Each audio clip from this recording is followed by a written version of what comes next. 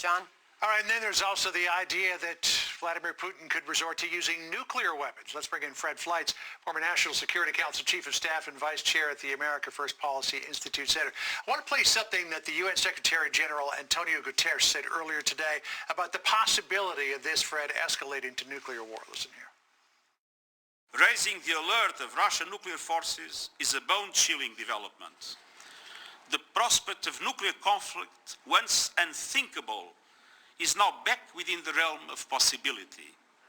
The security and safety of nuclear facilities must also be preserved. It's time to stop the horror unleashed on the people of Ukraine and get on the path of diplomacy and peace. So, Fred, at least a couple of times, Vladimir Putin has warned the West, look, I've got nuclear weapons. I'm putting them on some sort of special combat readiness. And, you know, you've got nuclear weapons areas all through Russia. It is just a short hop over here to Europe, down to Turkey, even into far Western Europe. And then, of course, intercontinental ballistic missile could hit the United States. But what do you think the likelihood that he would do that is? Well, I don't blame the UN Secretary General taking this very seriously, that the readiness of Russia's nuclear arsenal has been increased, and we have to take very serious threats to nuclear plants in Ukraine. These are war crimes. You're not supposed to conduct warfare near a nuclear plant. But having said that, I think the chance of Putin using nuclear weapons is extremely low. I mean, it would bring NATO into the conflict. It would cross a red line that I think would just change not just the nature of this conflict, but the whole world order in a way that really would be put to Putin's disadvantage. And I mean tactical nukes too, battlefield nukes.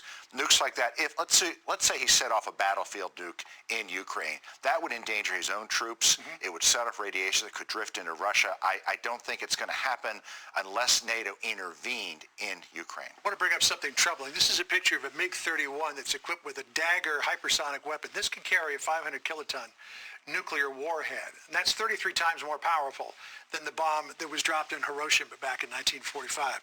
And if you take a look at the range of that missile as well, these are stationed at Kaliningrad, which is Russian territory.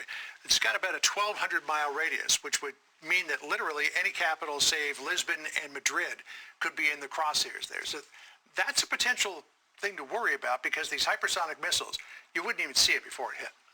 Well, the theory of mutual assured destruction is still there. Doing that would risk a devastating counterattack. I don't think Putin's going to do that. It's worth thinking about, but I don't think it's going to happen. And let me come back out here as well to the overall map of where we are in Ukraine, because the specter of chemical weapons, as you heard Jens Stoltenberg say, has been raised yet again. Do you think that in all of this carnage that is going on now, Putin would say, you know what? I'm going to drop a few canisters of sarin gas in the middle of Kyiv or Kharkiv and try to end this? You know, there's a lot of analysts saying that this could happen, that Putin may be desperate, he may turn to chemical weapons. I also think that's very unlikely. This would increase international outrage against Putin to such a level. It could bring in NATO. It could cause him the support of India, possibly China. And in terms of making a difference on the battlefield, he'd have to use an awful lot of agent. It would put his own troops at risk. I don't think the conflict is going in that direction. I can't see Putin doing that. In terms of the response, the White House was very careful to not lay down a red line here. Now, Obama laid down a red line in Syria, and then when Bashar al-Assad crossed it, Obama didn't do anything about it. Do you think it's a prudent strategy for the Biden administration to not lay down a red line? Or should they say to Putin, if you use chemical weapons, we're not just talking severe consequences here. We're talking about X, Y, or Z. I don't want any more red lines or ultimatums. I want the Biden administration to push for negotiations, to push for a ceasefire, for a de-escalation. There's been too many threats, too many red lines that we don't honor. And I mean, we have to stop threatening China. Let's press the Chinese to press the Russians to de-escalate. All these threats aren't getting us anywhere. Fred, it's great to have you at the touchscreen. Appreciate you coming in.